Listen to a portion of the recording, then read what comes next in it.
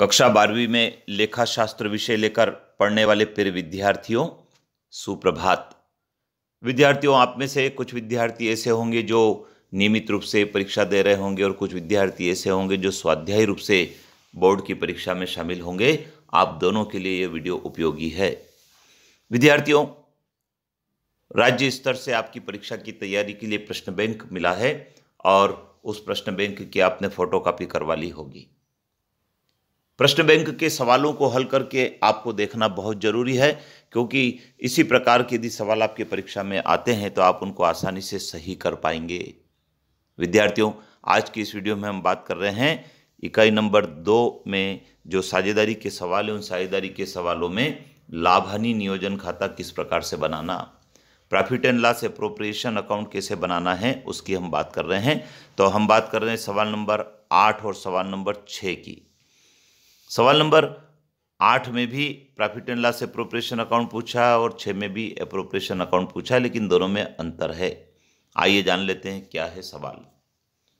ये विद्यार्थियों सवाल नंबर 8 है और सवाल नंबर 8 में एक फर्म में 2 साझेदार हैं और उनकी पूंजी दे रखी है, साथ में पूंजी पर ब्याज की दर दी है, आहरण के ऊपर ब्याज की दर दी है और साझेदार ने फर्म को अतिरिक्त रूप से ऋण दिया है तो उसके ऊपर भी ब्याज की दर दे रखी है और वर्ष 2017 को समाप्त होने वाले वर्ष का लाभ भी दे रखा 25,000। तो देखिए हमने किस प्रकार से किया है। हेडिंग लिखा है profit and loss appropriation account for the year ended 31 दिसंबर 2017। जो सवाल में दिया है वही 17 डाला है और 2 पक्ष होते हैं, डेबिट और क्रेडिट पक्ष। डेबिट पक्ष में पर्टिकुलर अमाउंट, क्रेडिट में भी पर्टिकुलर अमाउंट। सबसे पहले हमने क्रेडिट पक्ष से शुरुआत की है और 8 नंबर के सवाल में जो समायोजन के पूर्व लाभ दिया है उसको लिखा है बाय बैलेंस बीडी प्रॉफिट 25,000 रुपये। यदि हानि होती तो हम इसको डेबिट में लिखते हैं। पूंजी पर ब्याज लगाने के लिए कहा है 8% वार्षिक की दर से। तो साझेदार की जो पूंजी दे रखी सवाल में, वो सवाल में 25,000 रुपये और 20,000 रुपये दी थी, तो उसके ऊपर हमने 8% इंटरेस्ट निकाल कर लिख दिया है।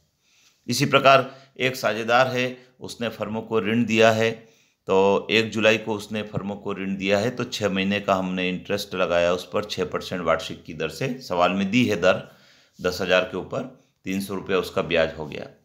एक साझेदार ऐसा है बी, जिसको सैलरी मिलती है, तो डेबिट में उसकी सैलरी लिख दी है।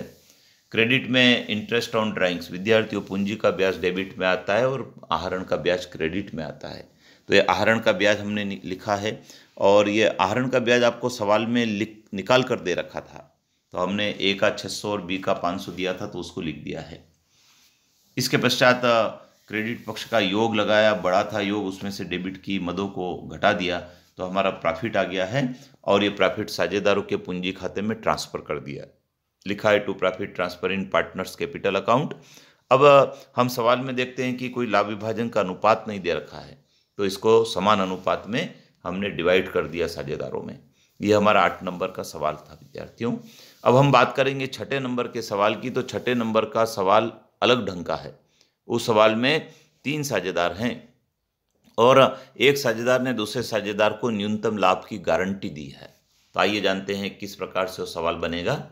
ये देखिए विद्यार्थी, इसमें भी profit and loss appropriation account बनाना है, तो हमने हेडिंग लिख दिया profit and loss appropriation account for the year ended. Year इसमें दिया नहीं था। पर्टिकुलर अमाउंट, इसके भी डेबिट और क्रेडिट साइड में 2 पक्ष हैं। अब हम देखते हैं कि इसमें जो साझेदार की पूंजी है वो भी दे रखी है और पूंजी का ब्याज की दर भी दे रखी है। तो हमने शुरुआत उसी प्रकार से की है जैसे हमने 8 नंबर के सवाल में की थी कि यदि यहाँ पर लाभ दिया है वर्ष का तो उसको लिखेंगे, तो वर्ष का लाभ दिया था, क्रेडिट में लिख दिया बाय बैलेंस बीडी प्रॉफिट 1,19,250 रुपये। इंटरेस्ट ऑन कैपिटल दे रखा है 10% की दर से। प्रत्येक साझेदार की पूंजी दे रखी है 1,20,000, 75,000, 60,000, तो हमने 10% से उसका इंटरेस्ट निकाल कर लिख दिया है। इसके अलावा इस सवाल में कोई मद नहीं है, लेकिन खास बात यह है कि जो साझेदार हैं उस साझेदार ने एक दूसरे साझेदार को ये गारंटी दी, अर्थात ए ने सी को व्यक्तिगत रूप से गारंटी दी है कि उसे 22,500 रुपये वार्षिक जरूर उसको लाभ मिलेगा।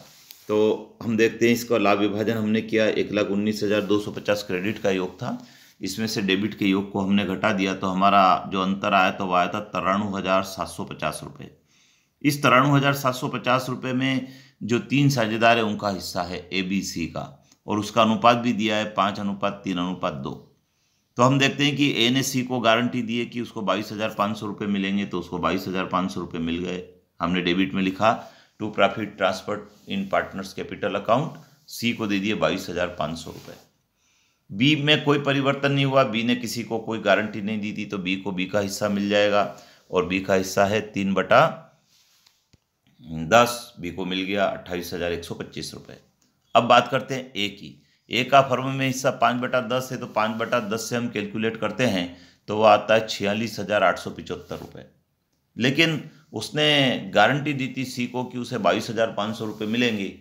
अब हम यदि C का परसेंट जो अनुपात दिया है 2/10 उससे करके देखते तो 18,750 ही आता है, और उसको तो गारंटी दी थी कि 22,500 रुपये मिलेंगे, तो 18,750 में और उसको प्लस करके दिए हैं 3,750। तो ये 3,750 जो प्लस करके दिए हैं ये वहन करेगा A, क्योंकि उसने गारंटी दी थी। तो हमने A का जो लाभ बन रहा था 46,875, उसमें से 3,750 A के घटा दिए तो 43,125 A का हो गया।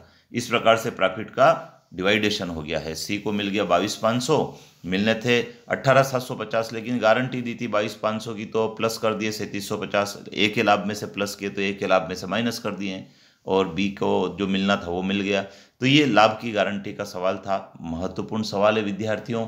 आपकी किताब में यदि लाभ की गारंटी के और भी सवाल है तो उनको हल करके देखें। वीडियो आपको कैसा लगा, आपको बात समझ में आ रही है तो आप कमेंट्स बॉक्स में कमेंट्स भी लिखें, जिससे कि अगले जो सवाल है उसको समझाने में और सरलता लाई जा सके, जिससे कि आप उसको समझ सकें। अपने मित्रों को जरूर बताएं। आपको क्लास जैसा माहौल इस वीडियो के माध्यम से मिल रहा है। जैसे शिक्षक आपको क्लास में सिखाते हैं, उसी प्रकार से आपको इस चैनल पर सवालों को सीखने का अवसर मिल रहा है। तो आप इस चैनल का लाभ उठाएं, अपने मित्रों को भी बताएं। अभी सब्सक्राइब कर लीजिए, क्योंकि आज हम बही खाता एवं लेखा कर्म के जो प्रश्न बैंक के जितने भी सवाल है उन सवालों की चर्चा इस चैनल पर करेंगे। धन्यवाद।